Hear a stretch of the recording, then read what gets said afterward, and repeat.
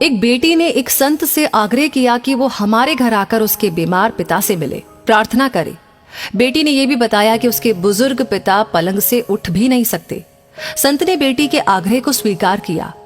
कुछ समय के बाद जब संत घर आए तो उसके पिताजी पलंग पर 2 तकियों पर सिर रखकर लेटे हुए थे और एक खाली कुर्सी पलंग के साथ पड़ी थी।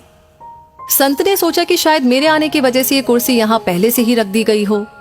संत ने पूछा, मुझे लगता है कि आप मेरे ही आने की उम्मीद कर रहे थे।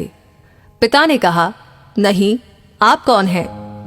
संत ने अपना परिचय दिया और फिर कहा, मुझे ये खाली कुर्सी देखकर लगा कि आपको मेरे आने का आभास था। पिता ने कहा, ओह, यह बात नहीं है। आपको अगर बुरा ना लगे तो कृपया कमरे का दरवाजा बंद करेंगे क्या? संत को यह सुनकर थोड़ी हैरत हुई, फिर भी दरवाजा बंद कर दिया। पिता ने कहा, दरअसल इस खाली कुर्सी का राज मैंने आज तक किसी को नहीं बताया, अपनी बेटी को भी नहीं।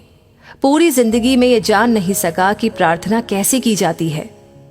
मंदिर जाता था, पुजारी के श्लोक सुनता था, वो तो सिर के ऊपर से गुजर जाते थे, कुछ भी पल्ले नहीं पड़ता था। मैंने फिर प्रार्थना की कोशिश करना छोड़ दिया। लेकिन 4 साल पहले मेरा एक दोस्त मिला, उसने मुझे बताया कि प्रार्थना कुछ नहीं, भगवान से सीधे संवाद का माध्यम होती है। उसी ने सलाह दी कि एक खाली कुर्सी अपने सामने रखो, फिर विश्वास करो कि वहां पर भगवान खुद ही विराजमान है। अब भगवान से ठीक वैसे ही बात करना शुरू करो जैसे कि अभी तुम मुझसे कर रहे हो। मैंने ऐसे ही करके देखा, मुझे बहुत अच्छा लगा। फिर तो मैं रोज 2-2 घंटे ऐसा करके देखने लगा। लेकिन ये ध्यान रखता था कि मेरी बेटी कभी मुझे ऐसा करते ना देख ले। अगर वो देख लेती तो परेशान हो जाती या फिर वो मुझे मनोचिकित्सक के पास ले जाती। ये सब सुनकर संत ने बुजुर्ग के लिए प्रार्थना की, सिर पर हाथ रखा और भगवान से बात करने के क्रम को जारी रखने के लिए कहा। संत को उसी दिन 2 दिन के लिए शहर से बाहर जाना था, इसलिए विदा लेकर चले गए।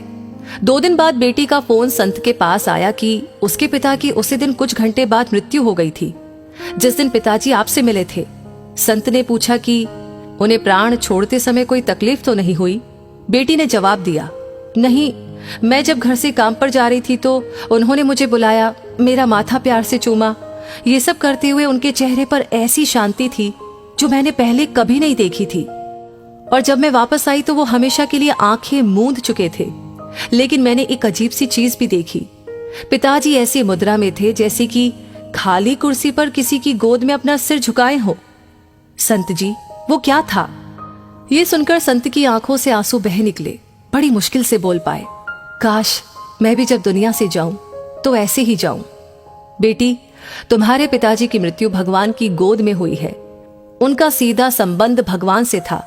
उनके पास जो खाली कुर्सी थी उसमें भगवान बैठते थे और वो सीधे उनसे बात करते थे। उनकी प्रार्थना में इतनी ताकत थी कि भगवान को उनके पास आना पड़ता था। आकर्षण शायद अनेकों के लिए हो सकता है, लेकिन समर्पण किसी एक के लिए होता है। तो दोस्तों, इस कहानी को सुनकर आपको क्या लगता है? आपकी क्या राय है? आपको क्या सीख मिलती है? हमें कमेंट बॉक्स में लिख करके जरूर शेयर करें। और इस वीडियो को आपने ऑलरेडी लाइक कर दिया है तो शेयर करना बिल्कुल ना भूले। आपका हर एक लाइक, हर एक शेयर हमें हमेशा इंस्पायर करता है।